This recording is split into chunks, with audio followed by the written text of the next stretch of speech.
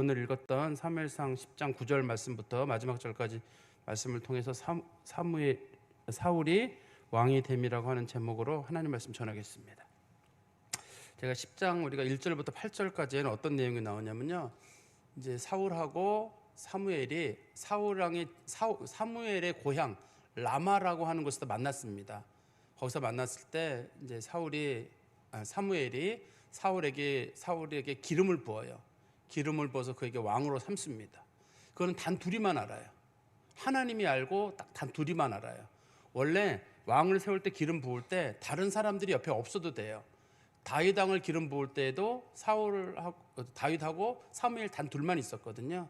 그런 식으로 이제 기름을 붓는 게 원칙이에요. 근데 이제 처음으로 왕이 세워지는 일이니까 사울도 이게 받아들여져야 되나 말아야 되나, 내가 왕이 맞나? 이게 이제 의심 생길 거 아니에요. 그래서 사무엘이 당신이 이제 집으로 가는 중에 세 가지 표징을 보게 될 것이다. 첫 번째는 사람들이 당신을 만나가지고 당신에게 이 떡 같은 거를 주는 사람들이 있을 것이고, 나귀를 찾았다고 하는 사람이 있을 것이고, 선지자들과 함께 당신이 하나님의 성령을 받는 일이 있을 것이다. 이렇게 이런 얘기를 했었거든요. 제일 먼저 나귀를 찾는다고 했는데, 나귀를 찾아준 사람들이 당신의 아버지가 나귀는 찾았고 당신들 걱정을 많이 한다고 했는데, 당시에는 나귀가 왕을 상징하는 동물이에요. 우리가 볼 때는 암나귀가 별 동물이 아니지만 성경에서 암나귀는 왕을 상징하거든요. 그래서 이제 이 사울이 왕이 된다는 것을 첫 번째로 말해주고, 그리고 이제 두 번째는 사울이 길을 가다가 중간에 사람들을 만나는데, 그 사람들이 하나님 앞에 드렸다가 나온 제사장이 먹는 떡을 사울에게 주게 됩니다. 2개를 주게 되는데, 그 떡을 먹는다는 건 사울이 향후 제사장의 역할도 같이 해야 된다.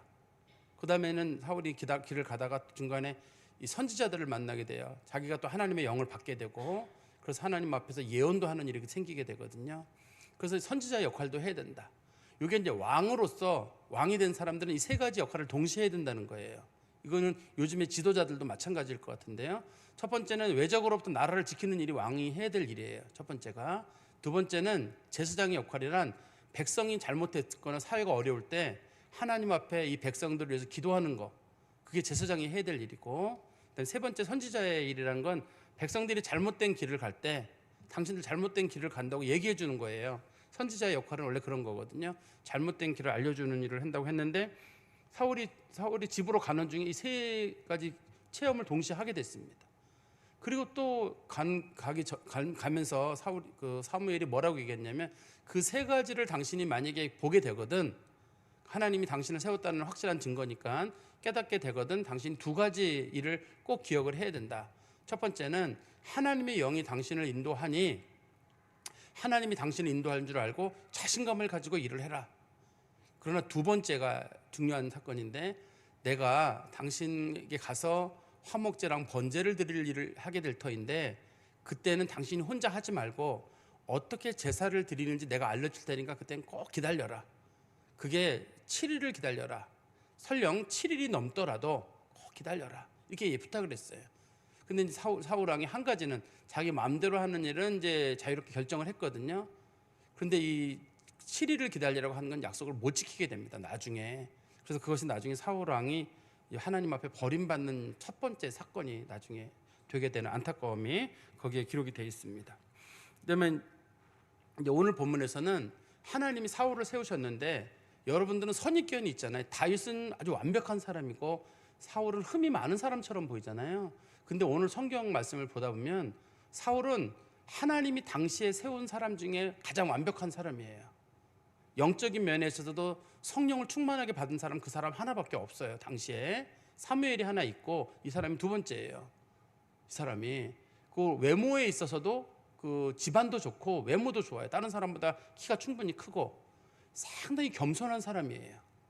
신중한 사람이고 뭐 하나 흠잡을 데가 하나 없습니다. 그런데도 이 사람을 뽑는 일과 뽑고 난 다음에도 이 사람을 반대하는 사람들이 나와요. 하나님이 분명히 완벽한 사람으로 세웠거든요. 그리고 오늘 본문에서는 이스라엘 사람들이 제비뽑기도 해요. 우리로 말하면 투표를 합니다. 투표를 해가지고 사울 왕이 투표 가운데 뽑혀요. 우리로 말하면 국회의원 선거하듯이 대통령 선거하듯이 투표를 하게 되는데, 다윗은 투표 안 했잖아요. 다윗은 그냥 사무엘의 지명으로 됐거든요. 근데 이 사울 왕은 투표까지 해요. 투표까지 해가지고 모두의 그 공통적인 그런 지지를 얻게 되는데, 그런데도 불구하고 시비를 거는 사람이 있어요. 인정 못 하겠다는 거예요. 그러니까 하나님이 분명히 세운 사람임에도 불구하고 반대하는 사람들은 어딘가에는 꼭 있기 마련이고, 그렇지만 하나님이 세운 사람을 절대 함부로 비판하거나 반대하는 일은 조심해서 해야 된다는 게 이제 오늘 본문에서 나오는 내용입니다. 한번 우리 9절 말씀 보실까요? 그거는 사울이에요. 그가 사무엘에게서 떠나려고 몸을 돌이킬 때 하나님이 새 마음을 주셨고 그날 그 징조도 다 응하니라. 사무엘이 위에서 분명히 얘기했던 세 가지 제가 있다 그랬잖아요. 왕으로서의 역할, 선지자로서의 역할, 제사장의 역할을 당신이 하게 될 것인데 그게 이미 응했거든요. 그 다음에 이제 또 두 가지 조심하라고 했는데 그것도 다 마찬가지로 사울이 이제 마음에 담아두고 있었단 말이에요. 근데 그게 다 이미 응했는데 사울이 여기 본문에 보시면 사무엘에게서 떠나려고 몸을 돌이킬 때 하나님이 새 마음을 주셨고 그날 그 징조도 다 응하니라. 이게 떠나려고 할 때가 아니죠. 떠나서 길을 가다가 세 가지를 경험하는 거잖아요. 그러니까 우리나라 말에는 번역되기를 떠나려고 할 때라고 번역돼 있지만 떠나고 난 다음에라는 말이 훨씬 맞겠죠. 성경적인 표현으로는 집에 거의 다 가서 생긴 일입니다. 그 응답이 이루어진 건 집에 다 거의 가서 일어난 일이에요. 그래서 우리나라 말로 굳이 바꾼다 그러면 그가 사무엘에게서 떠난 후에 하나님이 새 마음을 주셨다. 이 새 마음을 주셨다는 말의 뜻은 사울이 새로운 사람이 되었다는 뜻이에요. 그 전의 모습하고는 다르게 하나님께서 그에게 지도자의 영도 주고 그걸 감당할 만한 능력도 주고 그의 마음속에 변화도 하나님께서 주셔가지고 그가 모든 면에서 봤을 때 그러니까 징조도 응한 사람이지만 사람도 옛날의 사람하고는 변화된 그런 사람이었다는 뜻입니다. 그리고 10절에 그들이 산에 이를 때 사울하고 사울의 사환이죠. 선지자의 무리가 그를 영접하여 하나님의 영이 사울에게 크게 임함으로 그가 그들 중에서 예언을 하니. 지금 사울이 이제 이 본문에 보니까 산에 이르렀다고 되어 있는데 산은 여호와의 산이거든요. 여호와의 산은 성경에서는 뭐라고 되어 있냐면 여호와의 기브아에 있는 여호와의 산이거든요. 사울 왕의 집이에요, 여기가요. 사울 왕의 집에 갔을 때 그때 선지자들이 산에서 내려오면서 그 사울을 영접하는 일이 있었습니다. 그때 그 사람들은 사울이 올 걸 알고 있었어요. 같은 하나님의 영을 받은 사람들이기 때문에 알고 있어서 사울이 오니까 어서 와라. 우리가 하나님의 영을 받았는데 이미 너 온다는 얘기를 들었다. 그래서 그 사람들이 영접을 했는데 그때 사울에게도 성령이 임하게 됩니다. 성령이 임한 증거로 예언을 하게 돼요. 여기서 말하는 예언이라는 뜻은 무슨 뜻이냐면 제가 지난 시간에도 말씀드렸었는데 마치 방언을 하듯이 중얼중얼 거리는 일을 했다는 뜻이에요. 여기서는요. 우리가 예언이라는 말이 성경에 나오면 그 문맥을 잘 봐야 돼요. 구약 성경에서 예언을 했다는 말의 뜻은 선지자가 예언할 때는 앞일을 예언하는 일이 있고 때로는 그 하나님의 말씀을 풀어서 가르치는 설교가 있고 그것도 예언이에요. 여기서 말하는 예언인 것처럼 그냥 그 사람이 성령의 충만함을 받았다는 증거로 마치 방언을 하듯이 중얼중얼 거렸다고 말하는 그런 예언도 있어요. 그 다음에 신약 성경에 가면 너희들이 예언을 사모하라라고 돼 있어요. 예언을 사모하라는 말은 말씀을 깨닫고 말씀을 전하는 능력이에요. 성경에서. 그러니까 어떤 사람이 난 예언의 영을 받았어. 그래가지고 권사님 하나님이 나한테 감동을 줬는데 권사님 동쪽으로 가래, 서쪽으로 가지 말래. 이런 것 신약 성경에 나타나는 예언의 은사랑은 달라요. 구약 성경의 선지자는 그런 예언의 은사가 있었거든요. 신약 성경에서 예언의 은사는 주로 말씀을 가지고 사람들을 권면하는 일이에요. 그리고 주로 덕을 세우는 일. 우리가 요즘 흔히 쓰는 표현은 아닙니다만 성경적인 표현으로는 건덕이 말고요. 건덕이란 말이 있어요. 덕을 세운다 이런 뜻이 있는데 사람들에게 하나님 말씀으로 용기를 주고 믿음으로 기도하게 하고 이런 거 있잖아요. 이걸 건덕이라고 하거든요. 영어로는 edification이라고 해요. 이런 능력을 주시는 거예요. 주로 이 예언의 은사는 누가 많이 받냐면 주로 우리 교회로 봤을 때는 권사님들 혹은 목회자들이 말씀으로 성도들을 권면한다든지 또 권사님들이 성도들에게 가서 권사의 주요 업무가 신방 업무거든요. 신방을 할 때 덕으로 가서 말씀으로 권면하는 거. 근데 사람들은 뭐라고 반박을 하냐면 여기 예언이라고 돼 있지 않았느냐 그러는데 원문에 보면 예언이란 말이 다 달라서 그래요. 예언이란 말이 여러 개로 단어가 돼 있어가지고 어떤 건 앞일을 예언하는 거, 어떤 건 말씀으로 가르치는 경우, 어떤 건 중얼중얼하는 경우, 어떤 건 설교를 예언이라고 부르고, 어떤 것들은 성도 사람들에게 덕을 세우거나 격려를 하는 걸 예언이라고 부르고, 신약 성경에서 예언은 대부분 사도들이 하는 걸 제한 나머지는 다 덕을 세우는데 사용되는 거예요, 이게요. 그래서 이거를 논쟁이 안 돼요. 왜냐하면 사람들이 여기 예언이라고 돼 있다. 그럼 성경이 잘못됐다는 거냐? 네가 성경보다 큰 사람이냐? 성경보다 큰 사람이 어디 있어요? 우리나라 말에 번역이 될 때 그렇게 번역이 된 것뿐이고 원문의 뜻에는 그렇게 다르게 돼 있다는 거지. 그러니까 우리가 원문의 뜻을 좀 잘 살피는 거. 우리나라 말은 번역본이잖아요. 번역본이다 보니까 저도 성경을 볼 때 우리나라 말로 성경책을 여러 번 읽어요. 근데 이해가 잘 되는 게 있거든요. 근데 어떤 거는 이건 분명히 문맥상 안 맞는데 왜 그럴까? 그렇지만 하나님의 말씀은 문맥상 안 맞다고 내가 바꿀 수는 없잖아요, 마음대로. 우리가 성경책을 가치를 두는 이유는 문맥이 안 맞아도 절대 고치면 안 된단 말이에요. 원칙적으로는 고치면 안 돼요. 그대로 받아들이는데 이게 이런 뜻은 아닐까? 우리가 몇 가지 생각을 해볼 수는 있어요. 이게 이런 뜻으로 쓰였겠다. 예를 들어 제가 좀 아까 말씀드린 대로 9절에 그가 사무엘에게서 떠나려고 몸을 돌이킬 때 이렇게 돼 있다면 원문에 이렇게 돼 있어요. 원문에 이렇게 돼 있는데 우리나라 문장으로 우리가 이해할 때 그가 사무엘을 떠나 집으로 갈 때 요러면 문맥상으로 잘 맞겠다. 이렇게 제가 이제 이거를 해석을 하는 경우죠. 이거를 그렇다고 해가지고 원문을 뒤집어가지고 성경에 있는 말씀을 성경이 잘못됐습니다. 그럴 수는 없는 거예요. 성경은 정황무원 하나님의 말씀이기 때문에 우리가 바꿀 수도 없고 그 히브리어 성경이나 구약 성경, 헬라어 그리 성경이 의미가 있는 이유는 성경을 옮겨 적는 사람들이 자기가 잘못 이해가 안 되는 부분이 있거든요. 그러면 그 원문은 그대로 살려놓고 옆에다가 물음표 표시를 해요. 이건 이해가 안 된다. 표시를 해놓는 거예요. 그리고 다음 사람들이 원문은 이건데 이 사람이 이해가 안 된다고 했는데 무슨 뜻일까 두 가지를 동시에 고민하도록. 그래서 히브리어 성경책에 보면 표시가 돼 있어요. 이걸 케레와 케티브라 그러는데 그게 표시가 돼 있거든요. 그래서 그걸 보고 우리가 확인하는 거예요. 제가 오늘 본문 설명 중에도 몇 개의 그런 얘기들이 나올 거예요. 나올 때인데도 우리 목사님이 성경보다 더 똑똑하다. 그런 건 아닙니다. 이게 그런 건 아니고 성경에 나와 있는 거를 이렇게 하면 좀 더 이해하기는 쉽다. 그러나 그렇다고 해서 원문의 뜻을 바꾸거나 뒤집어서는 절대 안 되는 그런 일이 우리 가운데 있어야 된다는 얘기입니다. 어떻든 간에 사울이 예언을 했다는 말의 뜻은 사울이 성령을 받았는데 사람들이 사울이 성령을 받았는지 어떻게 알아요? 당시에는 성령을 받은 그 선지자들이 이게 좀 뭐 이렇게 방언 같은 걸 하는 일이 있었거든요. 그러니까 사람들이 사울도 성령을 받았구나 금방 아는 거지. 사울이 나 성령 받았어요 말로만 해가지고는 어떻게 알아요? 그러니까 성령 받은 증거가 사울에게 나타났다는 뜻입니다.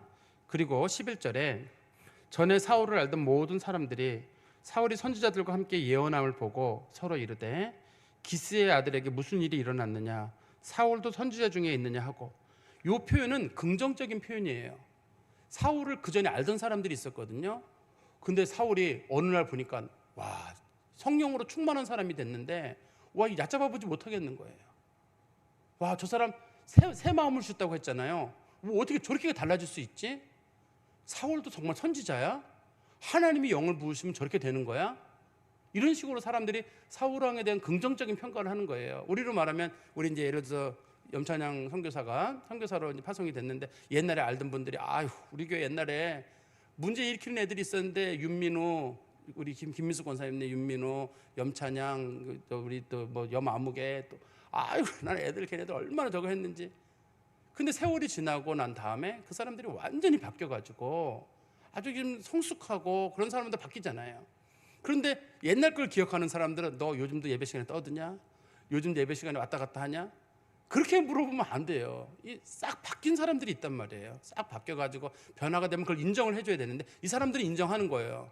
첫 번째 아는 사람들이 인정하기를 정말 사울 완전히 바뀌었구나. 그 전에 알고 있던 애는 아버지 밑에서 일이나 하고 왔다 갔다 하던 애였는데 저렇게 사람이 바뀌는구나. 이게 바뀐 사울의 모습을 긍정적으로 보는 표현인 반면에 12절 보세요. 그것을 어떤 사람들은 이르되 그들의 아버지가 누구냐 한지라 그러므로 속담에 이르되 사울도 선지자 중에 있느냐 하더라. 똑같은 얘기잖아요. 똑같은 얘기인데 이건 부정적인 얘기예요. 위에 거는 긍정적인 얘기고 밑에 건 부정적인 얘기인데 밑에 건 어떤 거냐면 그들의 아버지가 누구냐라는 말의 뜻은 사울의 아버지 기스를 모른다는 뜻이 아니라 여기서는 사울이 선지자면 선지자들은 다 반드시 스승이 있었거든요. 그럼 그의 스승이 누구야? 걔가 우리로 말하면 신학 공부는 했어? 그럼 어느 학교 나왔대? 그런 거랑 똑같은 거예요. 어느 학교 나왔대? 어디 나왔대? 아, 이거 후진학교 나왔구만. 이런 식으로 얕잡아 보는 거예요, 지금요. 사울이 성령을 받았음에도 불구하고, 아니 걔가 어느 날 갑자기 저렇게 성령 받았다고 떠들고 돌아다니는데 저거 진짜야 가짜야? 이런 식으로 사울을 조롱하는 거고, 밑에 보면 12절 끝에 사울도 선지자 중에 있느냐라는 말은, 에이, 사울이 무슨 선지자야? 사울이 무슨 성령을 받아? 이런 식으로 사울을 부정적으로 보는 거예요. 똑같은 말이 위아래로 이제 11절하고 12절에 그렇게 붙어 있는데요. 위에 거는 긍정적인 표현이에요. 문맥상으로. 밑에 있는 것들은 반대말을 하고 있는 거기 때문에 이건 부정적인 얘기입니다. 그리고 나서 13절에 사울이 예언하기를 마치고 산당으로 가니라. 산당으로 간다고 되어 있는데, 산당이라는 말의 뜻이 원래 높은 곳에 있는 집이란 뜻입니다. 원래 뜻은 히브리어로 산당이란 말도 맞지만, 이것도 마찬가지로 문맥을 잘 보면 사울이 집으로 가니라가 더 맞는 말이에요. 사울이 집도 높은 곳에 있었거든요. 기브아가 여호와의 기브아이기 때문에 그것이 여호와의 산이라고 위에서는 번역이 돼 있어요. 그래서 사울이 산당으로 갔다는 말의 뜻으로 번역은 했습니다만, 문맥상으로 봤을 땐 사울이 집으로 갔다 이렇게 이제 번역하는 게 내용상으로는 훨씬 맞고, 실제로 그것 때문에 70인역 성경이라고 하는 우리 히브리어 성경을 그리스어로 옮겨 적는 성경은 사울이 언덕에 있는 자기 집으로 갔다 이렇게 번역이 돼 있어요. 70인역 성경에는 그렇게 돼 있습니다. 제가 여기서 우리가 좀 살펴봐야 될 하나님의 뜻은, 하나님이 세운 사람이 분명하잖아요. 이 사울이 하나님이 세운 사람이 분명한 게, 이미 사무엘이 기름을 부었고, 그 다음에 하나님께서 그에게 3가지 증거를 이미 주었고, 또 당시에 하나님이 세운 사람의 대표적인 증거는 성령의 충만함을 받는, 지금은 성령 받음이 보편적인 은혜로 누구에게나 임한 거잖아요. 우리가 요엘서 2장 28절부터 32절까지 말씀을 통해서 만민에게 내용을 부어줄 것이다, 아비들은 예언할 것이고 뭐 자녀들은 꿈을 꾸고 뭐 환상을 보리, 이런 것처럼 만민에게 복을 준다는 건 오순절 성령 강림 이후에 있는 일이지만, 그 전에는 성령의 충만함은 소수의 사람들에게만 있던 일이에요. 그렇기 때문에 이 사울이 누가 봤을 때든지 간에 사울이 성령 받은 사람인 건 분명해요. 그리고 그가 완전히 바뀌었어요. 하나님이 그에게 새 마음을 주셔가지고 그가 새로운 사람이 된 겁니다. 근데 하나님께서 그를 그렇게 세웠는데 몇몇 사람들이 인정 못하겠다는 거예요. 내가 그의 과거를 안다는 거예요. 하나님이 세웠는데 인정 못하는 거예요. 교회에도 마찬가지예요. 교회도 직분을 세울 때 목회자도 있고 장로님도 있고 권사님들, 안수 집사님들이 있는데, 내가 볼 때는 저 사람 뭐 장로가 저 모양이야, 뭐 권사가 저 모양, 그런데 하나님이 세우셨을 때는 여러분 조금 인정해 주시는 게 필요해요. 하나님이 세우신 거를. 우리 시대는 자꾸만 권위를 무시하는 시대예요. 목사가 너무 권위적이야. 그렇다고 목사가 너무 가벼워도 문제고, 장로님들이 너무 낮아져가지고 장로들이 사람들이 짓밟히는 것도 원치 않아요. 장로님들은 겸손하되 성도들은 예의를 갖춰야 정상인 거지. 장로가 무슨 뭐 이렇게 목이 뻣뻣하고, 그런 목이 풀려가지고 목 푹 숙이고 돌아다니고 목이 막 휘 돌아다니고 뭐 그래야 되네, 그런 건 아니잖아요. 하나님이 그 사람을 세웠을 때는, 직분을 세웠을 때 우리는 하나님께서, 우리가 하나님의 영의 감동도 있었고 우리가 기도하는 가운데 뽑았고, 또 제비 뽑기를 통해서 거기 역사가 있었잖아요. 하나님이 우리가 직분을 줬다고 믿잖아요. 우리가 믿고 있으면 인정도 해줘야죠. 또 나라의 지도자들도 마찬가지예요.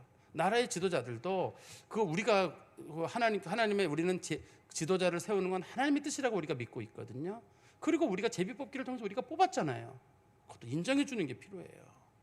근데 우리 사회가 너무 과격해요. 일반적으로 선진국에서는 찾아보기 어려울 정도로 굉장히 과격한 사회여가지고, 권위를 무시하면 무시할수록 좋은 것처럼. 저희 강대상 있잖아요. 어떤 분이 저에게 와서 보더니만 아직도 강대상 있냐는 거예요. 왜 높냐는 거예요. 강대상이 밑으로 내려가고 성도들하고 똑같이 높이를 맞춰야 돼요. 이게 여기 세우는 거는 멀리 있는 분들도 보게 하고, 서로 예배 드릴 때 하나님의 말씀의 권위를 세우려고 이걸 세우는 거지, 무슨 목사가 높은 데 올라가가지고 뭐 하고 그런 건 아니잖아요.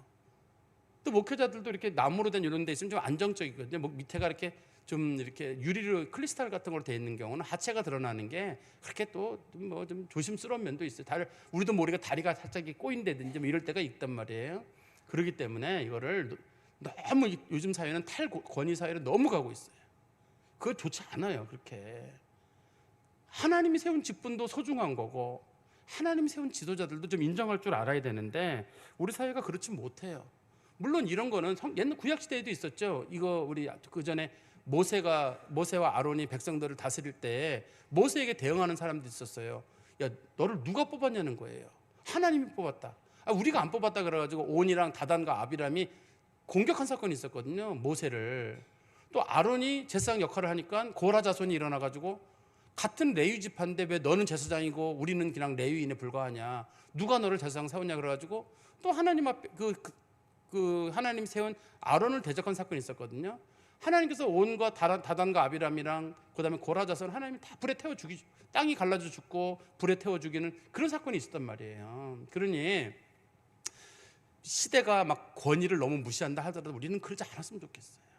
부모의 권위도 좀 인정할 줄 알고, 사회의 권위도 인정할 줄 알고, 교회 직분도 권위도 좀 인정할 줄 알고, 그러면서도 또 직분 가진 사람들은 겸손하면 되고, 사회 지도자들도 마찬가지예요. 막 무슨 뭐 대통령 이름 부르고 막 반말 찍찍 쓰고 너무 경박해 보여요.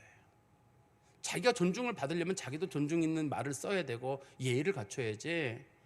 만약에 제가 우리 이제 여기 앞에 계신 우리 여기 카키색 옷인가? 카키색 옷 입으신 분 성함을 제 핸드폰에다가 제가 오금석 권사님 이렇게 적어놨단 말이에요. 근데 우연히 오금석 권사님 핸드폰을 봤는데 딱 한 글자 딱 써놨어요. 아니라든지 뭐 신명석. 그럼 제가 오 권사님이 나를 이렇게 오 권사님한테 나는 심이구나. 벌써 기분이 다르죠. 오 권사님이 목사님으로 기억을 해놨으면 이거 우리가 서로가 한 사람이 그 사람을 존중하면 그 사람도 서로 존중을 해줘야지. 저는 다 붙여놨어요. 권사님, 장로님, 집사님 다 그렇게 해놨거든요. 가끔 집사람이 안 해놓은 게 있어요. 그럼 제가 집사람 보고 우리 지금 고치라고 말이야 이거. 그거 보면 사람들 시험 들지 않겠냐고. 다 당신에게는 사람들이 사모님이라고 부르는데 당신이 거기다가 이렇게, 물론 어린애들은 안 붙이는 경우가 있어요. 제가 예를 들어 김대현이다. 집사님이 된다 하더라도 너무 청년이기 때문에 이건 못하겠어요. 또 뭐 백광현, 염성현 이게 집사님이긴 한데 너무 어릴 때부터 이렇게 친하게 지냈던 이쪽 조은실도 마찬가지. 이렇게 집사님 너무 어릴 때 됐던 사람들 있잖아요. 그 사람들은 안 붙이는 게 또 이게 제가 친한 건가 이런 생각이 들어가지고 이름을 그대로 놔두는 경우도 간혹 있거든요.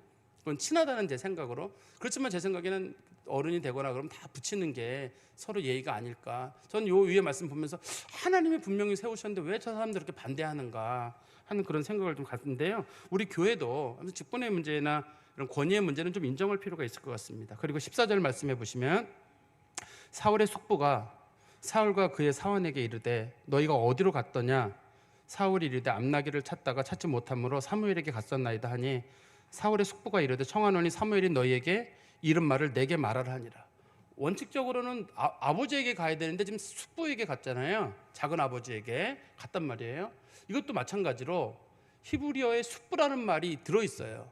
근데 숙부라는 말과 시위대장 있잖아요. 시위대장이란 말은 뭐냐면 식민지를 다스리는 군대의 장관이라는 뜻이에요.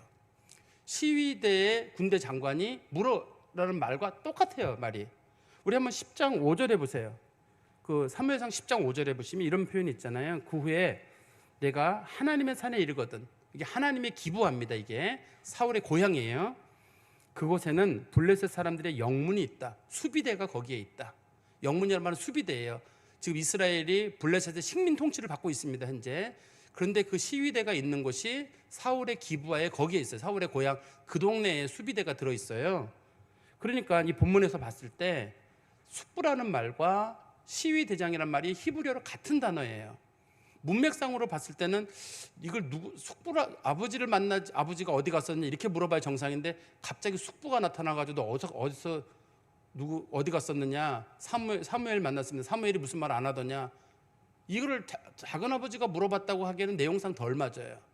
지금 이 얘기를 물어보는 사람은 내용상으로 봤을 때는 물론 작은 아버지라 그래도 뭐 아주 나쁘게 이해하기는 어렵습니다만, 그렇지만 시위대장이 물어봤다고 하는 게 더 맞아요. 문맥상으로는. 왜 맞냐면 지금 위에서 보면 한번 그 사무엘이 미스바에서 블레셋을 공격해가지고 사무엘이 살아있는 동안에는 블레셋이 이스라엘을 공격을 못해요. 그래서 이스라엘 사람들이 제일 무서워하는 적, 소위 우리 옛날 용어로 요시찰 인물이라는 말 있잖아요. 항상 그 눈여겨보고 있는 인물이 누구냐면 사무엘이에요. 그런데 사울에게 어디 갔었냐 했더만 사무엘에게 갔었습니다. 사무엘은 적색 분자거든요. 블레셋이 봤을 때 그 사람 만나서 그 사람이 뭐래? 다른 얘기는 안 하고 뭐 그냥 그 사람이 말하기를 암나귀 찾았답니다. 아, 그러면 다행이야. 그런 얘기입니다. 그래서 이거를 제가 본문상으로 볼 때 이거를 숙부라는 말도 맞고 그다음에 이 시위대장이라는 말도 같은 뜻이에요. 우리 16절에 보시면 사울이 그의 숙부에게 말하되 그가 암나귀들을 찾았다고 우리에게 분명히 말하더이다 하고 사무엘이 말하던 나라의 일은 말하지 아니하니라. 내가 왕이 될 것이다. 내가 블레셋으로부터 나라를 구할 것이다. 이 두 가지를 얘기해 줬거든요. 내가 왕이 될 것이고 블레셋으로부터 나라를 구할 것이다 했는데 이 얘기를 사무엘이 그때 사울이 얘기하기를 사무엘이 얘기해 줬습니다. 그러면은 블레셋 시위대장이 어떻게 하겠어요? 사형에 처하지 않겠어요? 사울을? 그러니까 말을 굉장히 조심하잖아요. 눈치가 있는 사람이에요. 이 사울이라고 하는 사람이 그 시위대장이 여기서 그냥 부르는 게 아니라 불러가지고 아마 신문을 한다든지 얘기를 물어봤을 거거든요. 어디 다녀오세요? 사무엘 만나셨어요? 이런 게 아니라 시위대장이 물어본다 그러면 어디 갔었느냐? 사무엘 만났느냐? 뭐라 그랬느냐? 왜 갔느냐? 이런 식으로 막 취조하듯이 물어봤을 터인데 그때 사무엘이 끝까지 그 얘기를 안 하는 거예요. 끝까지 안 한 이유는 그가 백성의 지도자가 될 만한 그런 사람이라는 걸 우리가 좀 짐작할 수 있는 일이거든요. 우리 17절 말씀해 보시면 사무엘이 백성을 미스바로 불러 여호와 앞에 모으고, 우리가 이제 이 앞부분에서 보면 사울이 왕이 될 것에 대한 얘기들이 좀 들리기 시작했어요. 그러니까 좀 이미 앞에 부분에 나오고, 그다음에 두 번째는 사무엘이 이미 기름을 부었죠. 우리 10장 1절에 보면 사무엘이 기름을 부어가지고 왕으로 세웠어요. 그리고 그가 왕이 되는 증거로 세 가지 이적이 나타나기로 했는데 나타났어요. 그러면 왕이 된 거잖아요. 그런데 백성들에게 공개적으로 이 사람이 왕이라고 하는 걸 선포하는 일이 있어야 돼요. 근데 백성들도 여기 공감을 해야 돼요. 그래서 사무엘이 백성들을 모은 거예요. 미스바를 모았는데 이 사무엘 당시에 정치의 중심지는 미스바예요. 군사적으로나 정치적으로 중심지는 미스바고 영적인 중심지는 길갈이에요. 당시 성막은 길갈에 있었거든요.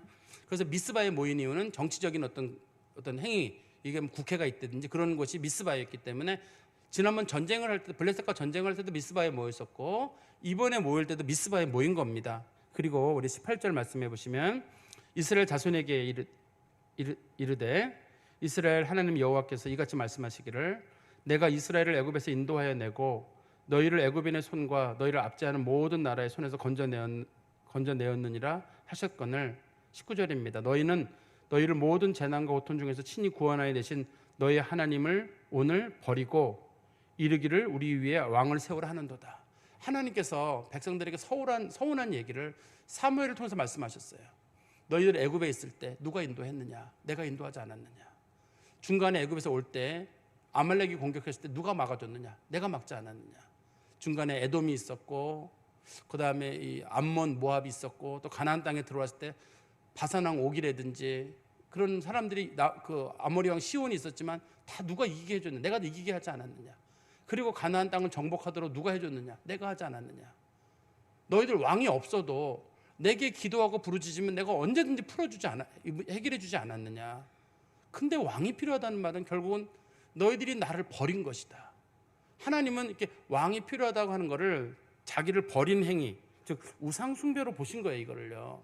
그래서 하나님이 하면 안 된다고 얘기한 거고 사무엘도 그 얘기를 백성들에게 전한 겁니다. 사실 이스라엘 백성들이 왕을 필요로 하는 이유는 하나님 못 믿겠다는 거예요. 하나님 믿으면 하나님이 도와주실 거야, 하나님 해결하실 거야 라고 할 텐데 하나님을 못 믿겠으니까 우리도 다른 나라처럼 왕이 있어서 외적으로부터 우리를 지켜달라 이렇게 주장을 하는 거잖아요. 우리도 상비군이 있고 군대가 있어서 싸워야 되겠다 하니까 하나님께서 내가 도와줄게. 근데도 사람들이 아니요, 우리 왕이 있어야 되겠습니다. 하나님이 이걸 우상숭배나 하나님을 적대하는 행위로 받아들였다는 얘기입니다. 그리고 우리 성경 말씀 19절에 다시 가보시면 그런즉 이제 너희의 지파대로 1000명씩 여호와 앞에 나오라 하고, 이것도 마찬가지로 그 히브리어 원문하고 우리가 한글 문장하고 봤을 때 조심스럽게 봐야 되는 거예요. 잘 보세요. 19절 뒷부분에 보시면 그런즉 이제 지파대로 1000명씩 여호와 앞에 나오라. 그래서 뭐 지파대로 1000명씩 나오면 12지파만 나오고 12지파가 나오면 12,000명이잖아요. 12,000명이 나와서 뭘 어떻게 하라는 거죠? 근데 여기서 말하는 1000명이라는 이 말의 뜻이 히브리어로 시족 이런 뜻이 있어요. 시족이라는 뜻이 있거든요. 그러니까 지파대로 쓰고 지파대로 쓴 다음에 다시 거기서 시족대로 쓰고 시족대로 쓴 다음에 가족대로 쓰고 가족대로 쓴 다음에 그 다음에 개인을 뽑는 거예요. 어떻게 하는 방법이냐면 제비뽑기를 하려고 하는 거거든요. 제비뽑기가 총 예를 들어 12개예요. 12개를 만들었어요. 자, 루벤 지파가 빼갔어요. 꽝이에요. 그다음에 유다 지파가 뽑았는데 꽝이에요. 그다음에 아셀 지파가 딱 꽝이에요. 하나 딱 남았는데 보니까 베냐민 지파 거예요. 그다음에 또 두 번째는 그러면 이제 베냐민 지파가 남았잖아요. 베냐민 지파에도 이제 가문이 시족이 여러 시족이 있거든요.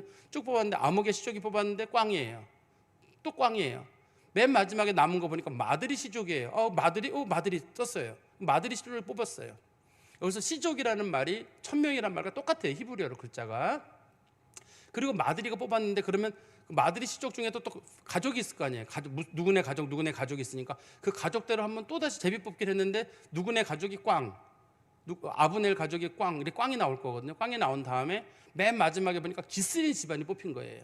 하나 딱 남은 게 기스네 집안. 그 기스네도 아들이 여러 명 있을 거 아니에요. 그 아들 중에서 또 하나 또 제비 뽑기를 했는데 맨 마지막에 뽑힌 사람이 사울인 거예요.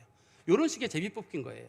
우리는 딱 뽑아가지고 심지어 내가 1등, 2등 이렇게 하는 게 아니라 이미 다 가져가고 사람들이 더 이상 말을 못하는 거예요. 만약에 이거를 처음에 뽑은 사람이 됐다 그러면 사람들이 의심하겠죠. 왜냐하면 전부 다 12개가 전부 다 베냐민 지파로 돼 있을 수도 있다고 의심할 거 아니에요. 요즘 흔히 얘기하는 선거 부정처럼 전부 다 12개 전부 다 베냐민 꽂아놓고 나서 뽑았는데 베냐민 또 뽑으면 또 베냐민 이렇게 나온다 할까 봐 11개가 이미 다 꽝인 게 드러나게 하고 하나만 남겨두는 거거든요. 그런 식의 제비뽑기 방식입니다. 한번 성경 말씀 보시면 그게 나와요. 우리 19절 아래 보시면 그런즉 이제 너희의 지파대로 1000명씩 여호와 앞에 나오라 하고 20절입니다. 사무엘이 이에 이스라엘 모든 지파를 가까이 나오게 하였더니 베냐민 지파가 뽑혔고 맨 마지막에 남은 게 베냐민 지파예요.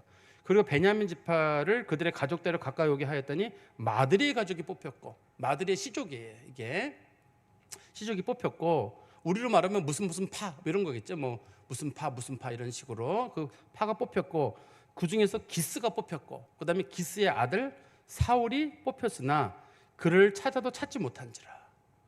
근데 사울이 뽑혔는데 사울이 안 보이는 거예요.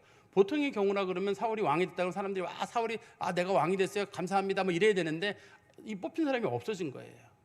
근데 이 본문에 보면 마드리의 가족이 나오는데 우리 성경 말씀 하나 보시겠어요?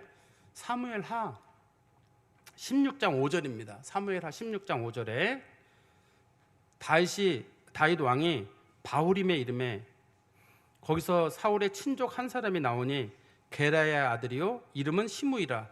그가 나오면서 계속 저주하고 무슨 사건이냐면 사울이 다윗 왕이 압살롬에게 쫓겨가지고 지금 도망가고 있을 때예요.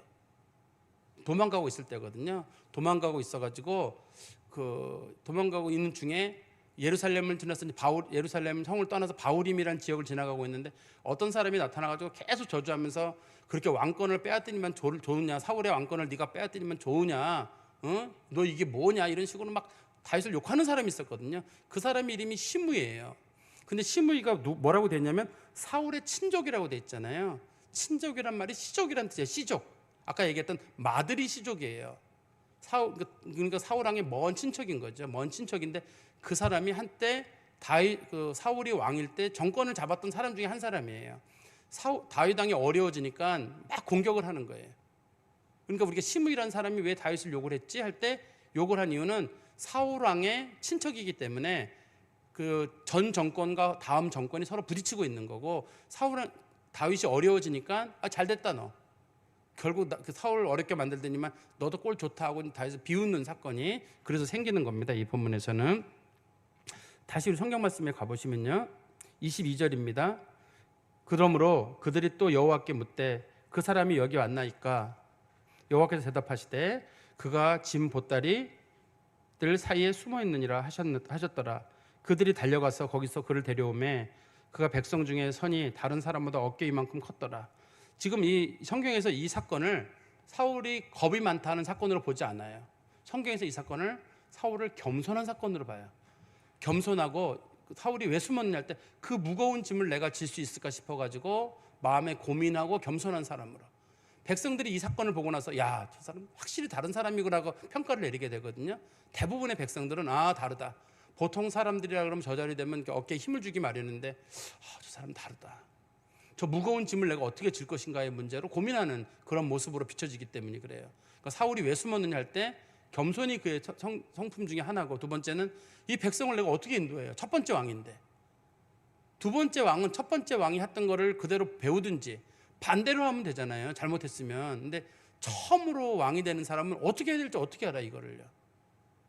모르잖아요. 전혀 모르는 상황이었기 때문에 사울 왕이 상당히 겸손한 마음으로 그 일을 했다는 걸 우리가 알 수 있습니다. 그리고 우리 성경 말씀에 다시 가보시면 23절에 그들이 달려가서 그를 데려면 그가 백성 중에 선이 다른 사람보다 어깨 위만큼 컸더라.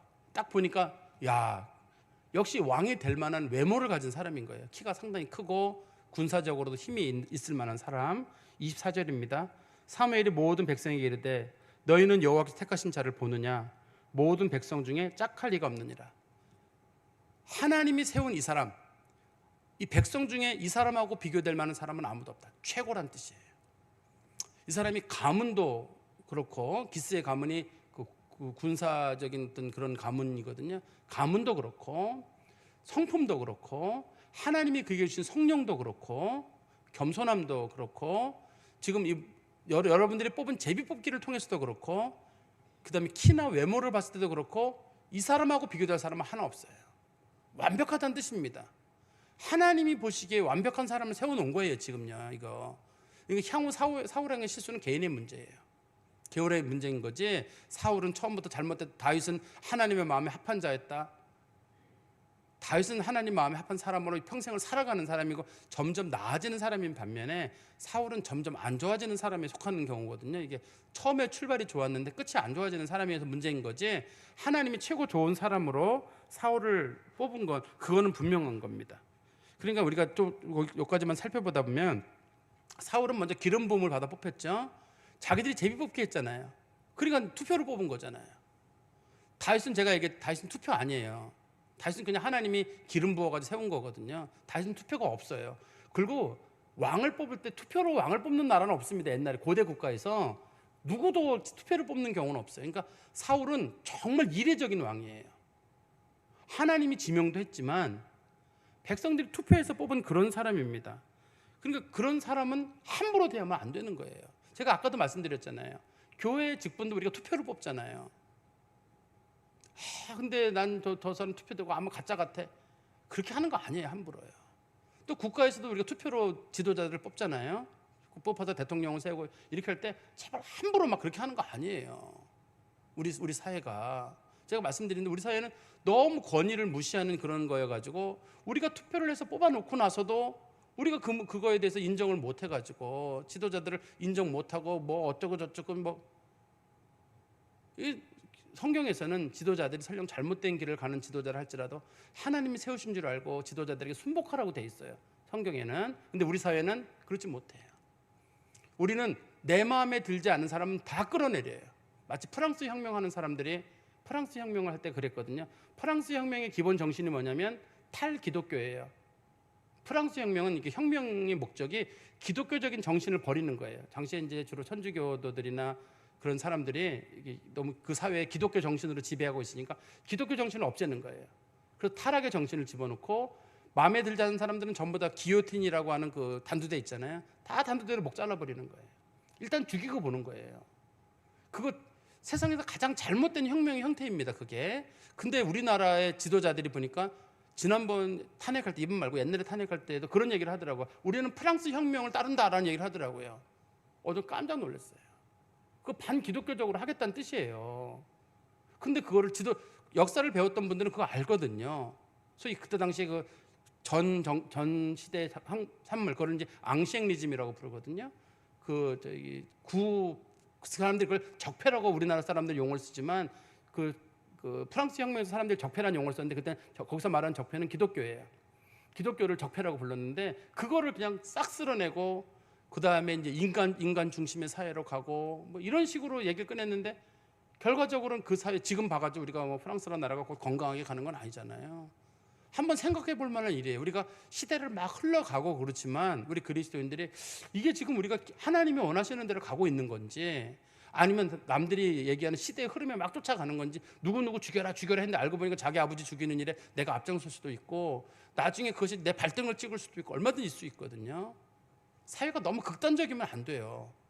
너무 극단적이고 막 광기로 돌아가고 있을 때 성도들이 가지고 거기에 막 부하내동해가지고 막 그러면 안 돼요. 성도들은 원칙이 있어요. 하나님이 원하시는 방향으로 가고 있느냐, 하나님은 지도자들을 어떻게 보라고 했느냐.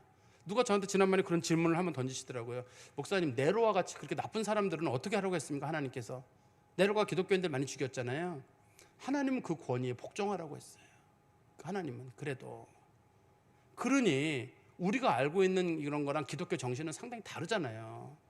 지금 우리는 기독교인이 아니라 그냥 우리는 한국 사람이에요. 필요할 때는 기독교 천국 얘기 꺼내지만 그냥 우리들의 가치를 보면 그냥 우리 한국 사람이에요. 성경적인 가치가 뼛속 깊이 들어와야 되는데 구원, 십자가 그럴 때는 뭐 좀 꺼내지만 어떤 내 사상과 생각이 작용할 때는 성경 하나님 관심 없어요. 내가 가지고 있는 정치적 의견이나 내가 가지고 있는 생각을 관철시키는 게 그게 제일 중요하고 내가 성경보다도 옳고 하나님보다도 옳고 그러거든요. 우리는 하나님 말씀이 최고의 권위를 갖고 있기 때문에 하나님 말씀을 인정하는 일이 필요합니다. 어떻든 간에 나중에 뒷면을 보시면 하나님이 그렇게 사람을 완벽하게 세우셨지만 우리 25절에 보세요. 사무엘이 나라의 제도를 백성에게 말하고 책에 기록하여 여호와 앞에 두고 모든 백성을 각기 집으로 보냈다. 여기 보면은 지금 그 사무엘이 사울왕도 세우고 백성의 지도자들도 세워가지고 공동 서명을 하는 겁니다. 이 책이 공동 서명이에요. 사울은 뭐라고 하냐면 나는 나라를 하나님의 뜻대로 잘 다스리겠습니다라고 서명을 하고 백성들은 우리는 어떤 일이 있더라도 사울을 왕으로 섬기겠습니다. 하나님이 세운 권위를 흔들지 않겠습니다. 서로 서명을 하고 그거를 공식 문서에 책이란 말은 공식 문서거든요. 공문서에 작성을 하고 사무엘이 그거를 영구 보관하는 거예요. 그래서 만약에 사울왕이 문제를 일으키면 너 그때 백성 잘 섬긴다고 했는데 왜 안 했느냐 이렇게 사울왕에게 책임을 물을 거고 백성들이 사울왕에게 공격을 하게 되면 너희들 그때 왕에 대해서 존중한다고 하지 않았느냐. 우리가 잘 아는 대로 나중에 다윗이 사울왕에게 당하고 해가지고 다윗이 몇 번 사울을 죽일 일이 있었잖아요. 백성들이 죽이세요. 하나님이 주신 기회입니다. 죽이세요 할 때도 다윗이 안 돼. 하나님이 세운 사람은 못해 라고 말하는 이유는 이 백성들이 사인했기 때문입니다. 여기서 공식 문서에 사인했어요. 절대 하나님이 세운 사람은 안 건드린다는 사인을 했기 때문에 다윗은 못하는 거예요. 이게 개인의 어떤 신앙적인 문제만이 아니라 이미 자기 사회적 합의에 약속을 한 거거든요. 그건 안 하겠다고 약속을 한 거예요. 그래서 다시 한번 보세요. 성경에 보시면 25절에 사무엘이 나라의 제도를 백성에게 말하고, 그러니까 왕은 왕대로, 백성은 백성대로 잘 지켜야 합니다. 얘기를 해주고 책에 기록하여 공문서를 만든 다음에 여호와 앞에 두고, 당시 여호와의 그런 드리는 예배는 길갈에 있었거든요. 그걸 길갈에 갖다 두고 백성들은 각기 이제 집으로 보냈다. 그리고 26절에 사울도 기브아 자기 집으로 갈 때 마음이 하나님께 감동된 유력한 자들이 함께 갔느니라. 그때 사울이 자기 집으로 가니까 여기 유력한 사람들이란 말은 제가 처음에 앞부분에서 그 사울왕의 집안이 유력하다고 했잖아요. 군인들이란 뜻이에요. 군인들이란 뜻입니다. 유력하다는 말의 뜻이 많은 군인들이 하나님의 감동을 받은 군인들이 내가 사울을 도와서 나라를 세우겠습니다라고 따라가는 사람들이 있었어요. 그렇지만 반대로 27절에 보세요. 어떤 불량배라는 말은 우리 신약 성경에도 자주 나오는데 벨리알이란 말 있잖아요. 사탄을 쫓아가는 사람들, 하나님의 권위를 무시하는 사람들, 그 사람들을 성경에서는 벨리알이라고 부르거든요. 벨리알의 자식들이라고, 사탄의 자식들이라고 부르는데 우리나라 성경책이 그걸 뭐라고 번역하냐면 불량배라고 번역을 했어요. 불량배들이 이르되 이 사람이 어떻게 우리를 구원하겠느냐. 하나님이 아무리 세웠든 투표를 했든 내가 볼 땐 사울은 마음에 안 드는 거예요. 저게 무슨 지도자고 저게 무슨 왕이야. 내가 찬성 안 했는데 다른 사람이 찬성했더라도 나는 아니야. 하나님이 세웠는데 하나님 세운 모래 내가 싫은데. 그 사람들이 얘기하기를 이 사람이 어떻게 우리를 구원하겠느냐 하고 멸시하며 예물을 바치지 아니하였으나. 왕이 됐을 때 지도자들이 다 예물을 왕에게 조그만 선물이라도 하나 줘야 되거든요. 안 줬어요. 예의란 말이에요. 근데 사울이 어떻게 했냐면 그는 잠잠하였더라. 사울이 일절 화를 내지 않았대요. 다 끌어안을 마음. 자기를 반대하는 사람이 있었지만 사울이 분명히 그 사람들을 끌어안을 수 있는, 여기서 잠잠했다는 말하지 않고 그 사람들과 다투지 않고 평화를 유지했다는 뜻이거든요. 자기를 반대하는 사람들이 있음에도 불구하고 끝까지 예의를 지킨. 근데 이 본문에 나오는 사람들, 이 27절에 나오는 사람들은 12절에 나오는 사람보다 나쁜 사람들이죠. 12절에 나오는 사람들 보세요. 12절에 그곳에 어떤 사람들은 말하 이르되 그들의 아버지가 누구냐 한지라. 그러므로 속담이 되어 이르기를 사울도 선지자 중에 있는 하더라. 출신이 어디야? 걔가 언제부터 선지자였어? 이렇게 놀리던 사람들은 투표를 하기 전이잖아요. 이 사람들은 투표하고 난 다음이거든요. 제비뽑기 하고 난 다음인데도 불구하고 인정 못하겠다는 거예요. 이 사람들이 제일 나쁜 사람이에요. 그래서 이 사람들을 성경에서는 뭐라고 부르냐면 불량배라고 부르고 12절에서는 그 사람들을 어떤 사람이라고 부르는 겁니다. 그래서 성경이 그렇게 설명을 해놓은 거죠. 제가 이제 말씀을 정리해서 말씀드리면 사울 하나님이 보시기에 누가 비교할 수 없는 사람으로 하나님이 세우셨어요. 먼저 하나님이 지명하셨고 그 다음에 기름 부으셨고 그 다음에 성령 부어주셨고 예언의 능력을 주셨고 선고를 통해서 이 사람이 뽑혔어요. 그래서 인정하는 사람들은 그 사람을 돕는 일을 계속 하는 거고 인정하지 못하는 사람들은 여전히 그 사람에 대해서 문제를 삼는 거예요. 하나님이 세운 게 분명한데도 이렇게 반대하는 사람들이 있으니 요즘 정치에서 누구 찬성하고 반대하는 일은 얼마든지 있을 수 있는 일일 거예요.